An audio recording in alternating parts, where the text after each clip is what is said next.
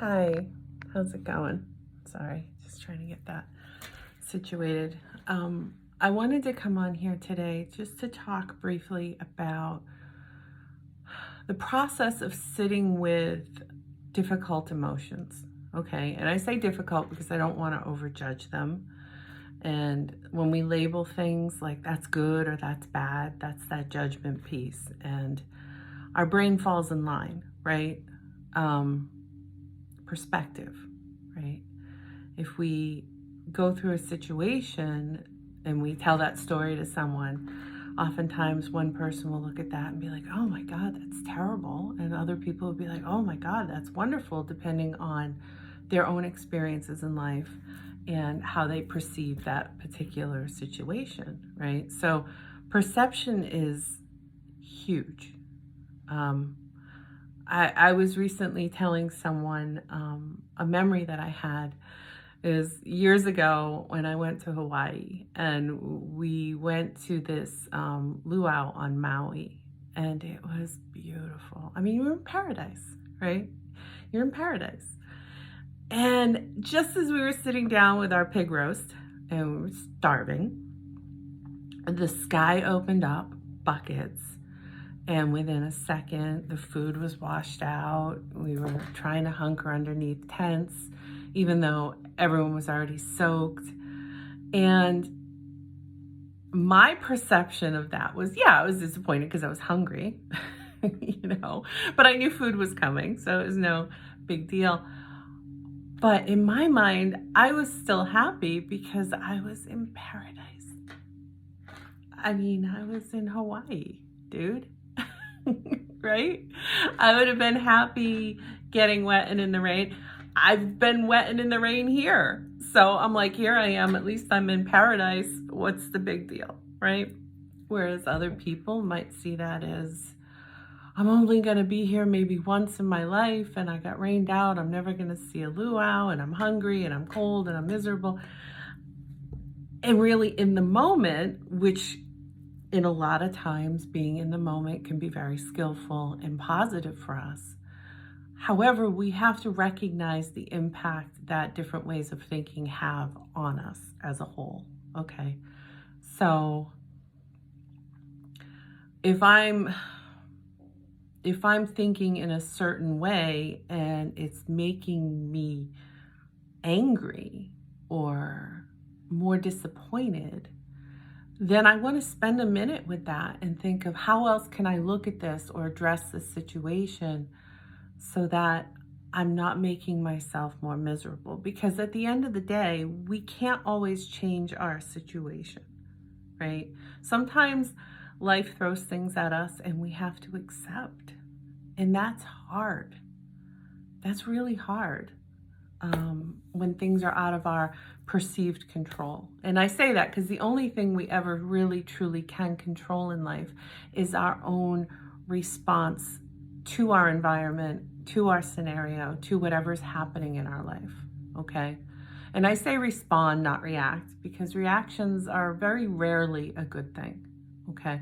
I'm not saying they can't be, because sometimes we might be in a job where we have to make those split-second decisions, and that's reactionary in a sense, but hopefully we have the training and the strength and ability to go along with that, where it's not so much reactionary, but we already have an idea of what the response would be.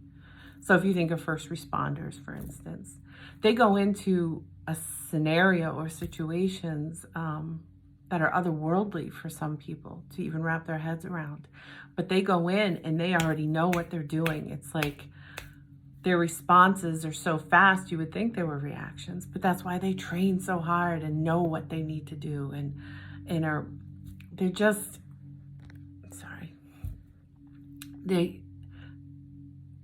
it just becomes second nature for them. So again, we can go into behaviors, but I'm not going down that avenue today. But that's how behaviors are developed, right? First, it starts with an idea and intention. Then we actually enact it. We put it into action. But it doesn't become automatic until we've done it over and over and over again. Much like our belief systems. we might hear or think of something in a certain way. And if that's left unchallenged, then that's going to filter down and we're going to run with it. Okay. And that can work for us. It can also work against us. So that's why it's important to be mindful of, what am I thinking around this? Am I being self-deprecating, or am I leaving room for, I don't know, whatever, hope, magic, whatever you want to call it, and you can apply that to anything in life. But how you view something, the anticipations that you have. Am I looking at worst case scenarios, or am I looking at best case scenarios? The responsible person is going to probably look at both before making any kind of decisions, regardless, of what it may be. And it's important to see the whole picture and to get an understanding of worst case scenario, how would this turn out, but not to get stuck there, right? And oftentimes, back to what I was originally talking about, we get stuck in really negative emotions when we get stuck in those negative thoughts. And not always. Sometimes it's literally our reality, right? Think of grief, for instance. When we lose somebody, we can't change that. There's no, if I made a different decision, or we go through, as part of the stages of grief, we go through a lot of ifs and whys and what ifs, stuff like that. But that's something that's completely out of our control. Yet we still have to come to terms with it, right? And that's why it's one of the hardest things to process. And there's no time limit on that. You'll have people that say there is, but there's not. There really isn't, because we never ever truly get over anyone we lose, whether that's to transition of life, or whether that's to, well, I guess it's all transition of life, whether it's to death, for instance, although I don't necessarily believe in death traditionally. That's another topic. But, or if it's just, someone moves to another country or something, we still lose them. In fact, that's one of the ways that I sometimes manage grief of all the people that I've lost in my life, is I sometimes just imagine that they live in another country and don't have access to a telephone. But I know in my heart that they're safe and that they're happy and that they're living their best life, whatever that may be at this stage. And I know that I will see them again when I visit that country. So that's my little mental hack on dealing with my own grief in my own life, because I truly do believe we go on. I don't believe in we just close our eyes and disappear. I've seen and experienced too much in my life to believe that. So in any case, take it with what you will and whatever your belief systems are. But that's my little hack around when I lose somebody. It still hurts because I don't have access to them, right? But I use grief, for instance, because that's one that we can all relate to, okay? And grief isn't just about losing people. It could be about losing a home, people that experience a natural disaster. There is grief associated with that. Whenever your life is changed, there's a level of grief that we process. You think of kids graduating high school, right? I've had a lot of seniors this year, and they graduate high school, and I always try to validate that for them, that as exciting as this phase of life is for you, there is a process of letting go. And that's not easy for some people. I mean, it's not easy for anyone, but there are some people that can go with the flow a little easier, right? Especially if you have practiced mindfulness and recognize, okay, my train of thought right now is not leading me down a good path, or what I perceive as a good path, right? So how do I turn that around based on my own goals and how I want to feel?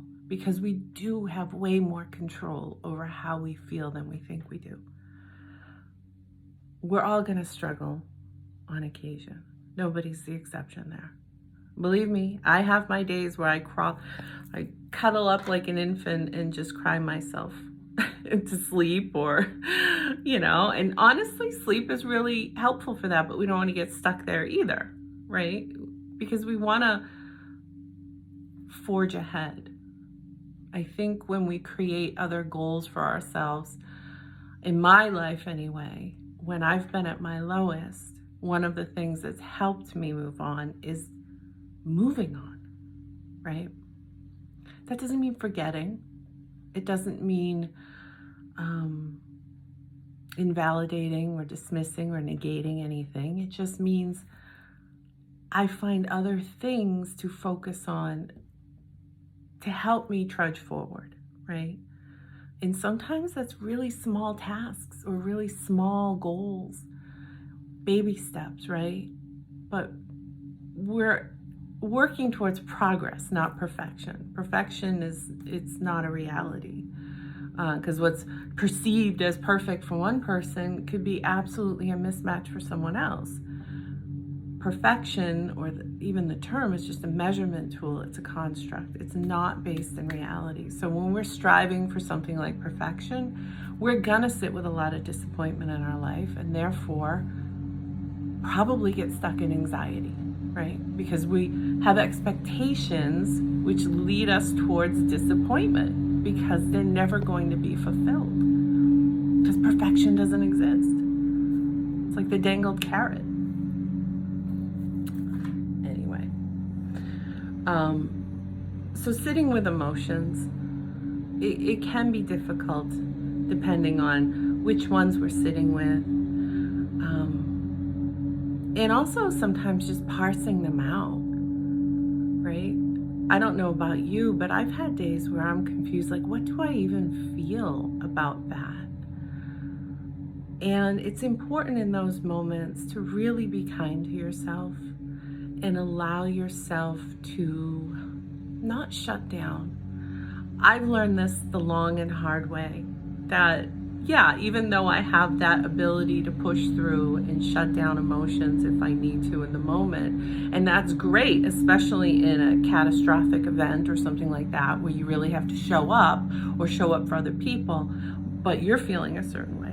So I'm not saying it's a bad thing, but you don't want that to be your go-to, because then you get stuck, right? So keeping your heart open, and being vulnerable and allowing yourself to feel and process emotion can be really difficult, especially with those heavy emotions.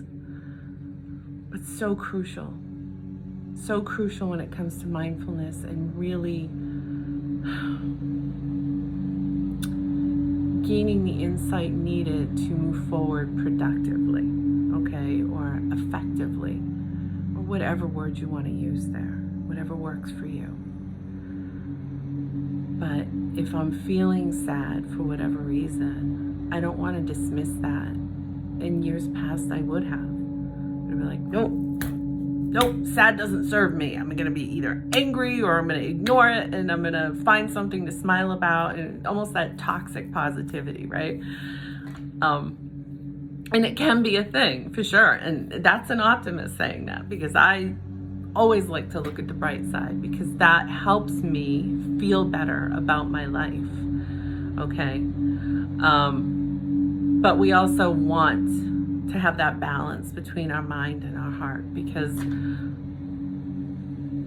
we don't want to lie to ourselves either, okay? Because oftentimes we then fall into a trap of negating our feelings and what we need and want for the sake of whatever, whatever the case or scenario may be. And there's so many to go through.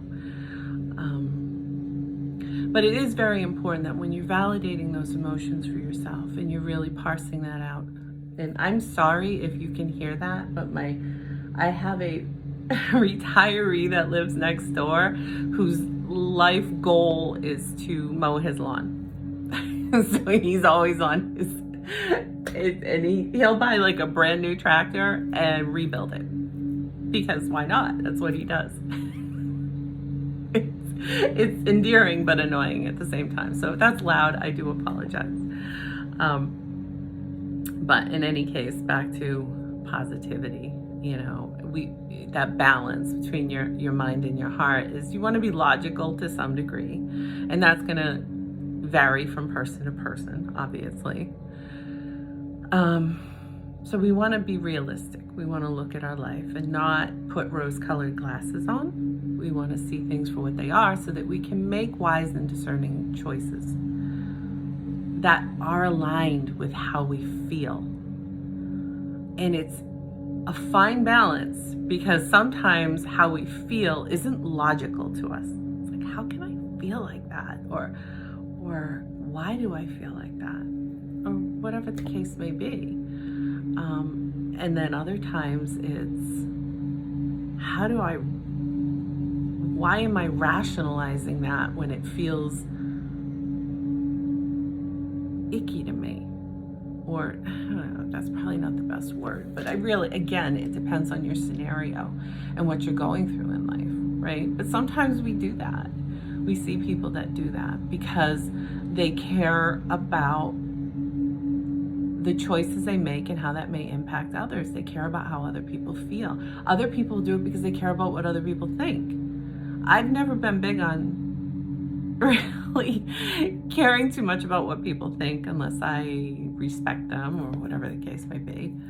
Not that I don't respect everybody, because I do on some level, but not always to the point where you have say over my life, right? But in any case, it's not good to give too much power away, so how people think should never be your main motivation. How people feel shouldn't be your main motivation, but definitely something to consider.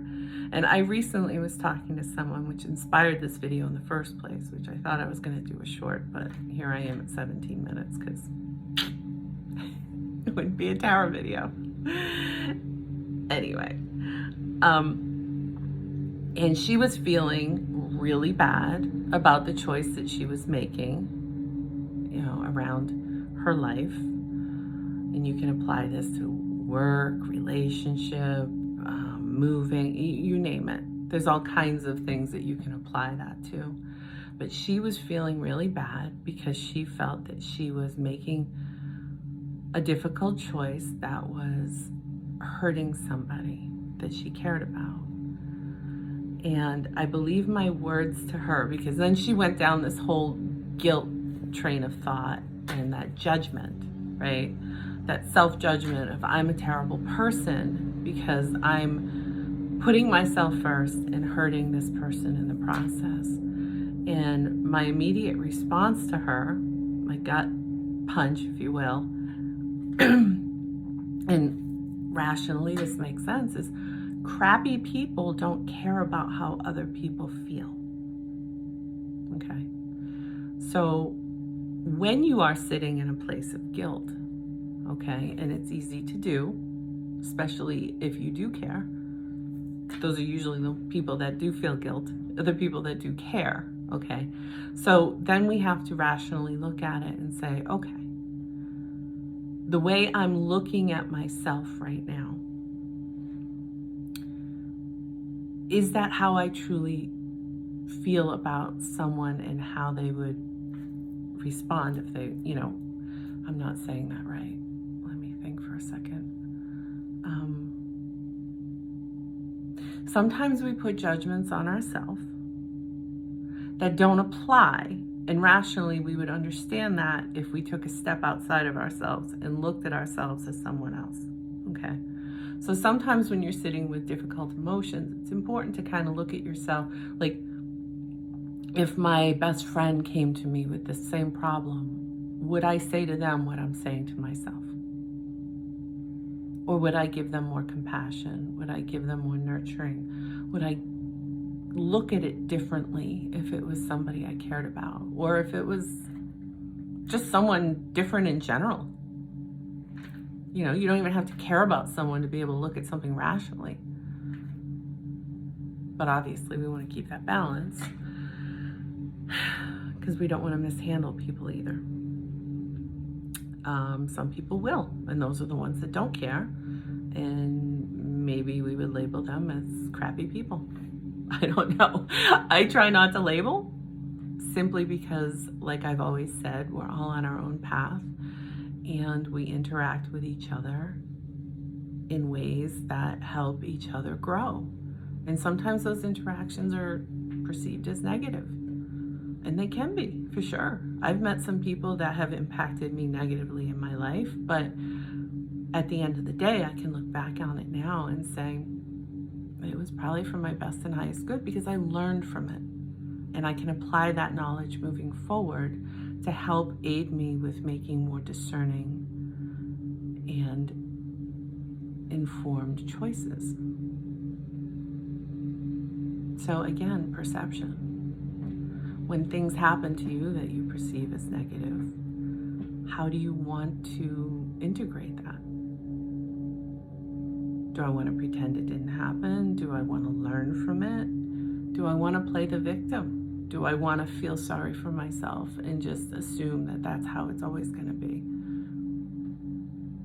I don't know. Again, I don't even like to use that word victim because it can be condescending to some people, and other people it's like, I am a victim.